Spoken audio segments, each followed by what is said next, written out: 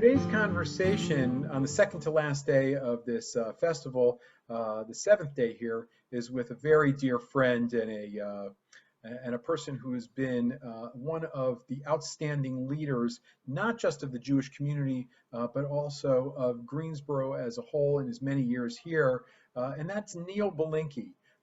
Neil also has an incredible story to tell about his involvement in the civil rights movement going back to the early 1960s. So thank you for being here. My Digital Sukkah, Rabbi Andy's Sukkah Talks. Let's get started with our conversation today with Neil Belenky.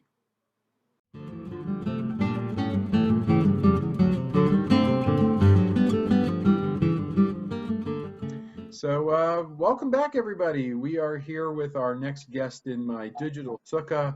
As the days of Sukkot have gone forward, we have really been delighted to have such incredible guests. And I want to actually today turn to someone who, thank God, I've had the opportunity to get to know pretty well over the years, and that's Neil Belenky. Many of you may know Neil. He had been the president of Temple Emmanuel at one point. You may have been involved with him in other ways, his leadership of the United Way in Greensboro for many years, or you may have interacted with him personally or in the Jewish community here. One way or another, whether you know him or not, we're in for a really incredible conversation, Sukkah Talk today. So Neil, it's really great to see you. Rabbi, it's good to see you. It's a pleasure talking to you. Thanks so much, and Hag Sameach to you and to everyone who's watching today for Sukkot. Tell us a little bit about your Jewish journey. Tell us a little bit about your experiences growing up, and we have a lot to get into, but I don't want to get in the way of that. Go for it. No, thank you. Mine's typical of a lot of Europeans who came here and whose families first tried to assimilate and sort of live between their traditions and trying to Americanize themselves, which really influenced me. But my grandparents were Russian immigrants, came over early 1900s, probably somewhere between 1900 and 1905. So I grew up in a house with my grandmother who spoke mostly Yiddish. And down the street from me, the only temples were shuls. There were Orthodox shuls, and there was a mikveh around the corner. And I think when my father was a child, the community was probably all Jewish. This was Springfield, Massachusetts. Mm-hmm. But my family really tried to assimilate, and so it was an interesting dynamic, because in the house they'd speak Yiddish and English, and my grandmother would speak Yiddish when she didn't want me to understand, but she spoke broken Yiddish and broken English. So I would act as if I didn't know what was going on and sit and listen to them talking about me. So I had a wonderful cultural Jewish hair growing up, because there was Sunday afternoon telling Jewish jokes and family all getting together, and it was a very warm experience. But my family were not particularly religious. I was bar mitzvahed, and then after my bar mitzvah, they probably dropped their membership to the synagogue. And I think the next time, unfortunately, my mother died when I was 15. I think the next time I went into a synagogue was for her funeral. It was the Orthodox shul. And she's buried, as all my family are, buried in an Orthodox cemetery in Springfield. But then I went away, and because when I was young, people tell me I looked Italian, and I probably had mostly non-Jewish friends, and didn't think much about my Jewish background until I met Marilyn, who was my wife. Marilyn had very strong Jewish identity, and she tried to make it a part of our life. So several years after we were married, we moved to Kalamazoo, Michigan, which really had a very small Jewish community. There was a conservative synagogue, which maybe had 250, 300 members. The Reform synagogue had a rabbi that would come up every other weekend, I think from Cleveland. and we Right, met. probably from there or from Cincinnati. I did that when I was in rabbinic school, although I didn't go to Michigan. I did go once, but I used to go to Oklahoma a Yeah, couple of times, like once a month or something. Anyway, keep going. This is no, great. I think it was Cincinnati, Kalamazoo. Yeah. and they met in a Quaker meeting hall. They didn't meet in the synagogue, but so we were members of the synagogue, and we loved the rabbi there. He was, but then when he decided to leave, and he was almost more reformed than he was conservative. And when he left, they brought in a much more conservative rabbi, and so we left and joined the Reformed Temple in Kalamazoo um, for our middle son's bar mitzvah. But even in Kalamazoo, Jewish people were very much assimilated into the broader community. So even here, while I had some Jewish friends, most of my friends weren't Jewish. When we moved to Greensboro, my life really changed. This was the first time in my life that I actually met Jewish people who were not only a part of the broader community, but were also maintained a strong Jewish community, did not try to hide their identity, but were very expressive about their Jewish identity. And that was an interesting experience for me, because I didn't know, through most of my growing up, many Jewish people who are active in the non-Jewish community, but also in the Jewish community. Most of the Jews I knew were active in the Jewish community, but it was more of a Jewish enclave. So, and that's where my pride in being Jewish really developed. It really developed in Greensboro, because there was so much pride within the Jewish community around being Jewish and around being part of the community. So I think now, probably more than ever before, when I think of myself, I think of myself in the context of being Jewish. Still more culturally Jewish, but I very much am driven by my Jewish values. And even in my public life, I would think back about my Jewish values. In fact, I'll tell you a funny story. I came down here to run the United Way. I was hired. Arthur Bleifenthal was on the search committee. And soon after I got the job, Joan Bleifenthal called me up and said, "You're going on the temple board." She had a way of getting people involved, I'll tell you. He did. It wasn't really a request, but it was a charming request. But I understood the language. But when Arthur, at that time, United Way, other than the hospital, was considered sort of a prestige organization within the community. And the fact that there was a Jewish president for the first time was a source of a great deal of pride within the Jewish community. And I remember it was either Arthur or Joan saying to me, "Neil, in everything you do while you're living in Greensboro, remember that you're also a symbol in your public life. You're also a symbol for what it means to be Jewish here. And we expect you to always behave in a way that will bring honor and dignity to the Jewish community." I always remembered that. And I think that really helped me shape my identity as being proudly Jewish. So that was, that was basically it. My youngest son, Stephen, was bar mitzvahed here. My middle son and my older son were bar mitzvahed in Kalamazoo, Michigan, where we lived for 17 years and had a wonderful life. So that was basically it. So I sort of went through the chairs and became president of the temple, really at a difficult time for the temple. Yeah, talk a little bit about your time as president, and talk a little bit about where Temple was at that point. Yeah, at the time, I'm trying to remember the year, it was probably around 2000, but basically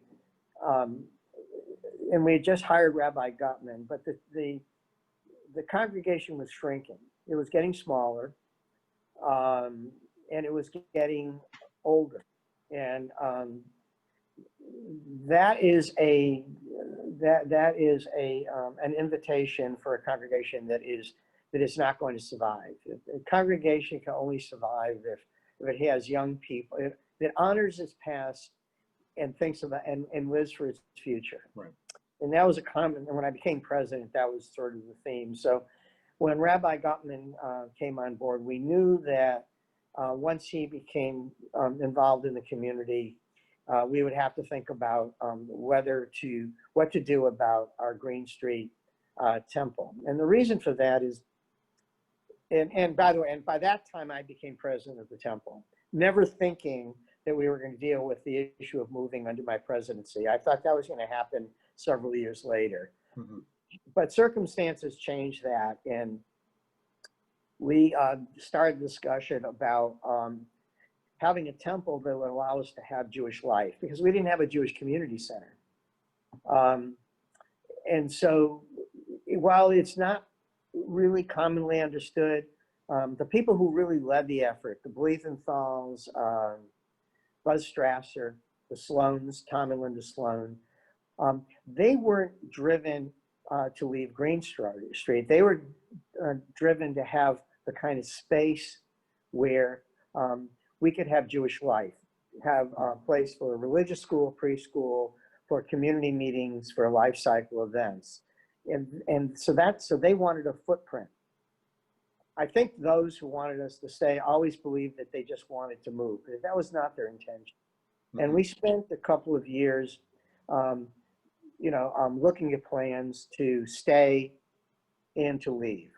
No, to stay on Green Street and to leave. The final decision, and there were 2 or 3 votes that took place in the congregation during that period of time. And really the final decision to move, in my mind, came because it wasn't clear that we could, while we were buying up land on Green, not we, but some people were buying up land on Green Street for us to expand the temple.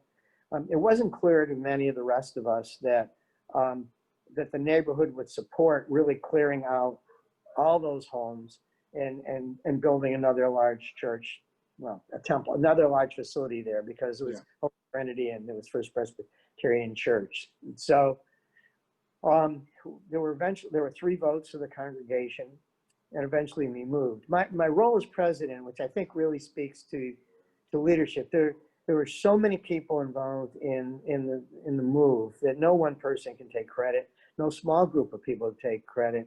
People had to take different roles. My role as president, I realized very quickly, the only really authority I had is I had the bully pulpit. When you're the I controlled the board meetings, and we had a series of congregational meetings, and I decided that I would facilitate all those meetings. And I made it very clear to the congregation and to the board that we were to stay focused on the issue and not allow this to deteriorate into personalities. Because we knew that there were other congregations where that had happened and the congregations fell apart. Right.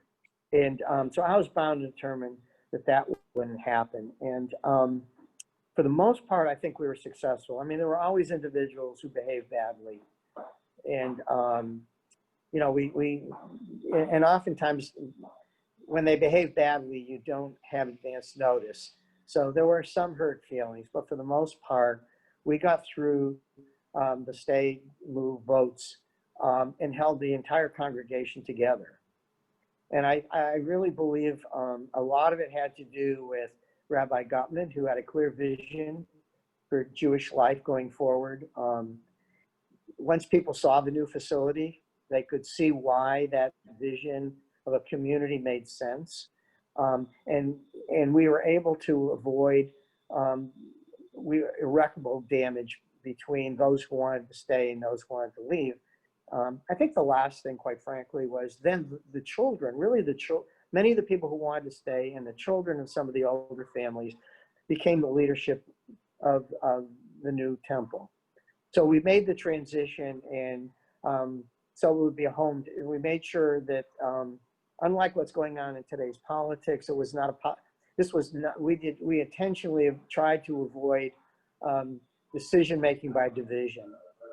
And I think so when I think of my leadership role, it was really to try to keep the congregation from splitting apart by deteriorating the discussion into personalities. As far as the negotiations and the vision, among the volunteers, I really credit Tom Sloan, Buzz Strasser as being really the drivers, the lay drivers that got us to where we are now. And I know they're both humble about it, and they don't like to take credit. So that was basically, that was basically it. Then I stepped down for a period of time, and there was a practice of inviting people back, so there'd be a perspective. So I came back once, and I think I stepped down a second time, and then I came back.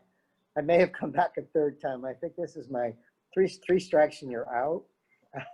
So I think at the end of this one, I'm done.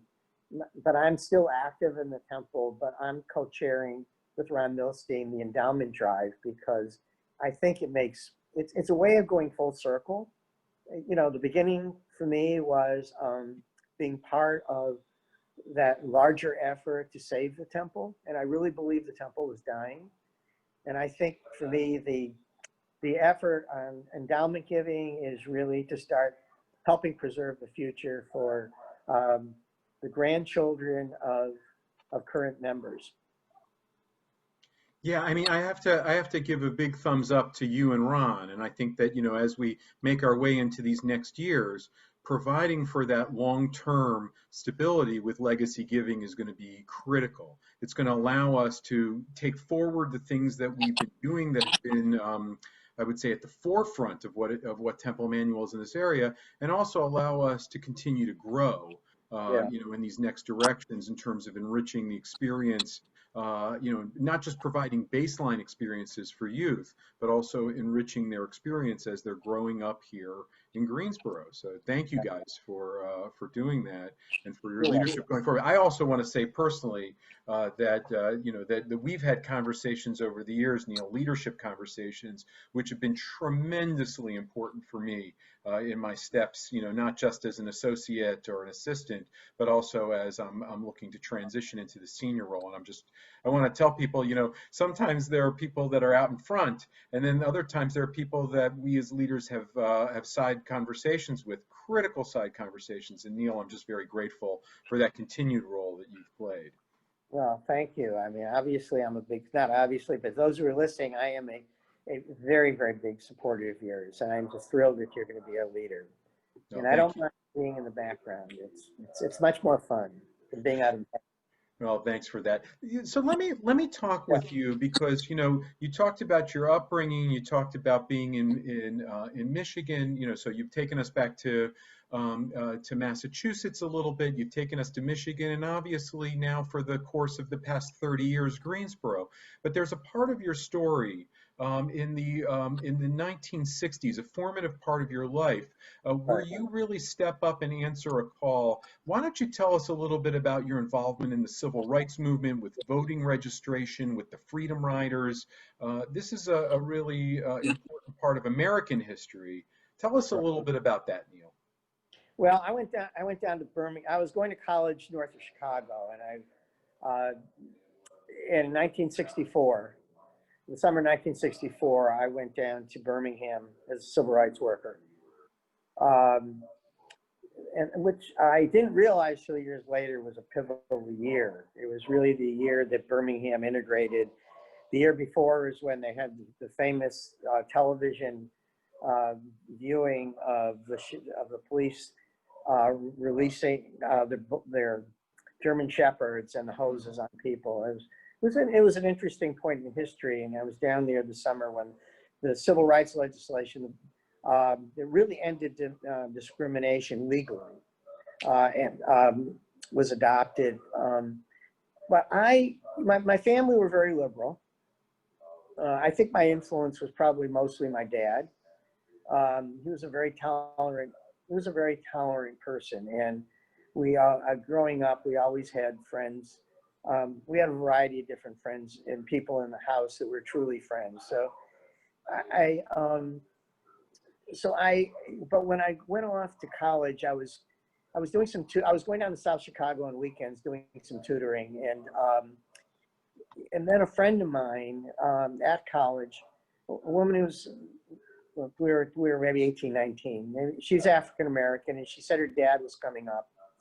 to college to visit her, would I like to meet him? He's an interesting guy. He was president of a college called Miles College. Well, I didn't realize that Miles College in 1964 was sort of the seat of the civil rights movement in Birmingham. So he came up and he was talking to her, and he was talking about what they were trying to do down there. And I'll explain that in a second. And we got to chatting after some of the kids left, and I told him I did some tutoring, and he said, well, gee, how would you like to come down to Birmingham? Well, you know, I was a kid. I hadn't even really thought it through. And so I said, sure. You know, to my family's horror, not because they weren't tolerant people, but it was such a dangerous time. That was the summer that the three civil rights worker bodies were found in Mississippi, while actually it was down in Birmingham.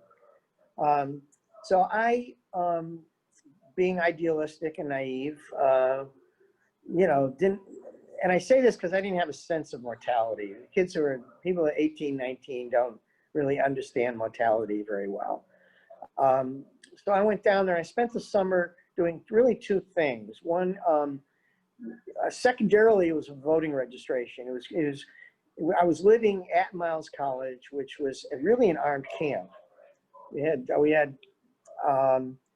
right within the African American community, which was safe as long as we didn't leave the African American community.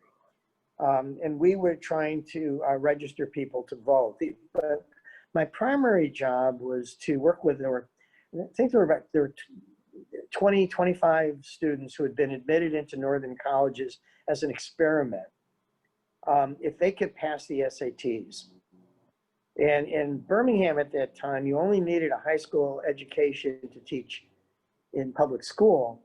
But to teach in the white schools, they required you to have a college education. So most kids who are African American were being educated by people who only had a high school education. So we had to find a way to work with them to get to the point where they could pass the math and the English SATs at the end of the summer. And all but except two really did, and went on to college. But something I want to say about it, I mean, I've never really talked that much about it, and I think some people say, well, you know, it's modesty. It's really not. I think something that we are starting to understand now, because of everything that's going on, is that up to recently, the history of the civil rights movement was often taught by white people, and the heroes we talked about tended to be white people. When I was down there, the leadership were all African American. Right. We were there, those of us who were not African American, we were there to support, you know, to bring whatever skills and talents we had to support them. So my not wanting to speak that publicly about being active in the civil rights movement was not so much about humility, is because I always had this sense of, you know, to talk about it was to paint a story that really wasn't accurate about how strong the African American leadership were and dominant in causing that civil rights change. So that was really the basis of it. I think there was probably something else involved a little bit, is and then I'll bring it back to being Jewish, but I always knew that if I could get through, I stayed for the summer, and I had to leave because I got sick and I couldn't go to the hospital there because it was too risky to step outside the African American community where I was protected. Yeah. So I had to come back at the end of the summer. But I always had this sense of, you know, the heroes were really the people that lived there. You know, I could always, if I could get through the summer, I could get on a plane and leave. Mm-hmm. And I think that's where my sense of real humility about that thing really, about that experience really grew, because I could leave. You're not a hero if you can leave. You're a hero if you can stay and make things happen. But I'll tell you two quick stories that are less about me and more about what life was like when I was down there. I was doing some leafleting and I stopped at somebody's house. It was an African American. Well, everybody in that neighborhood were African American. I knocked on the door and this little girl opened the door. She couldn't have been more than 3 or 4, and she saw him. She saw me. She probably had never seen a white person before, or an Anglo person, and she was absolutely horrified. It was as if she thought somebody was going to kill her. I just remember I had this vision in my senior days of this little girl at the door, and her mother came to the door and she made the girl shake my hand so that girl knew I wasn't a devil. And I thought, at 3 years old, 4 years old, imagine to have your life experience defined so indelibly.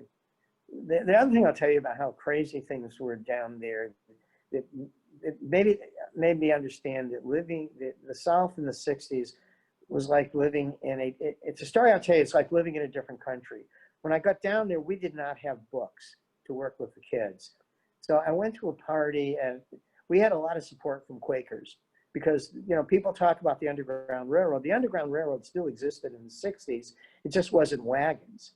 It was a series of homes and families that were there to support us up and down from the Midwest into the South. So I was at a party at one of the homes, and there was a guy that owned a bookstore downtown Birmingham. I told him we were looking for books, and he said he would sell us books, but we had to come to the bookstore at the middle of the night, because if we came during the day, we would be recognized, and he was afraid that his bookstore would be burned down. My point of all this, imagine in our country, you have to risk your life to get books. I mean, that's an absolutely insane story.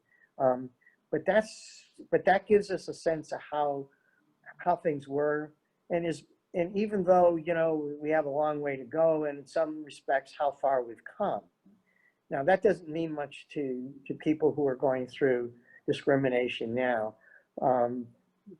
But, the North Star, in my view, is still pointing in the right direction. We're still making progress. We still have a long way to go. But it's important to one, honor those who didn't make it, who died, as well as to, while we're talking about the future and those things we need to do better. So that's basically my story. But I was one of a lot of people that went down there at the time, and it influenced my life. I don't think yeah. And it was what? It was September of the year before that there were bombs, from what I understand, that were going off all the time. Birmingham took on the terrible nickname of Bombingham, because that was one of the ways of enforcing segregation and racial dominance by white people. But so you were there within a year of that terrible church bombing where you had those the little girls were killed, and the like. You said before that you wanted to talk a little bit about the Jewish side of this. I mean, I take it that you were not alone in terms of Jewish people, and while the big story is, I think, properly framed, you were there and you're telling it. But there was also a much higher than representative Jewish involvement in this. And we've always played that interesting place in America, which wants to see things through racial lenses.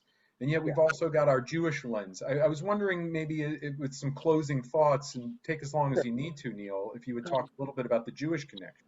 Yeah, I mean, the Jewish connection was really twofold. One, when I was down there, I didn't run into anybody who was Jewish, but that wasn't because there weren't Jewish people there. It just was, your life would have been, you live your life very narrowly when you were down there in '64, because your life was at risk. So I was mostly on campus within that community. But the reality of it was that all the legal issues, there was tremendous influence.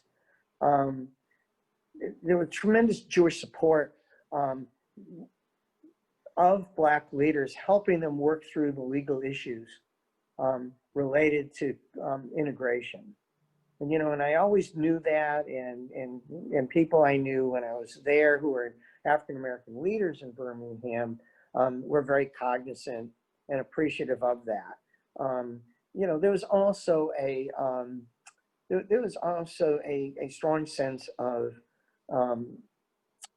of Jewish identity with what was going on with African Americans, because I'm at the age where I was still, when I was a kid, my dad, when the documentaries about the concentration camps were first starting to appear on television, my dad made me sit down and watch them all.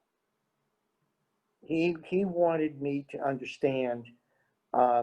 He wanted me to understand what went on in Germany, and so I would never forget who I was, even though they were culturally Jewish, who I was, where I came from, and what really mattered. And so when I was down in Birmingham, I had a very strong sense of myself relating to what my family had me watch when I was a child.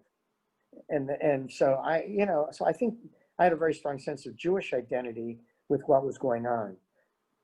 But I also was very well aware there were very influential Jewish people nationally who were helping provide the legal support. And it made sense, because even though Jewish people were discriminated against, by the 1960s, at least there were larger numbers of Jews who were able to get into law schools and other things. If you were African American, there still were very few of these institutions. So we had an expertise, not only a social commitment, the sense of tikkun alone, making the world better, but we also had a set of skills. The Jewish people were very willing and ready to lend themselves to people whom they felt they shared a sense of history with. I know things get a little bit more complicated now because of some other issues that are going on. So when I say that, that's really what I'm talking about. I was always aware of that.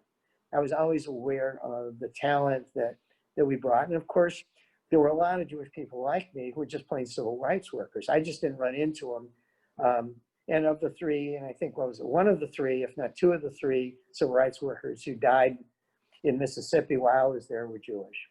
Yeah, two out of the three were Jewish. The two white individuals, if you want to cast them that way, were Jewish, right? Yeah. So, Goodman and Schwerner were both Jewish. Yeah. Yeah. So I mean, so it was very difficult. It was very difficult, and I was very well aware of that when I was down there.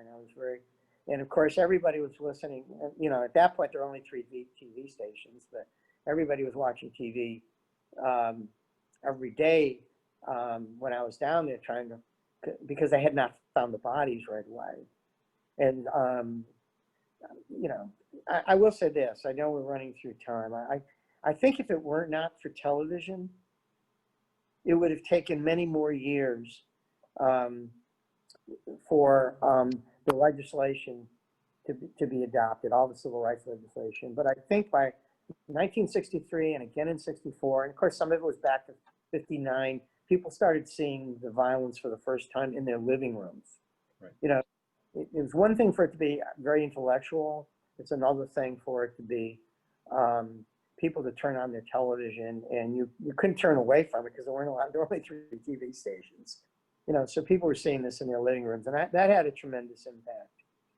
And there were also, by the way, only a couple of national newspapers. In fact, when I was down there in the summer, when I was down there when the civil rights legislation was passed, I think it was probably passed in August, that made it illegal to discriminate in employment and desegregated all places.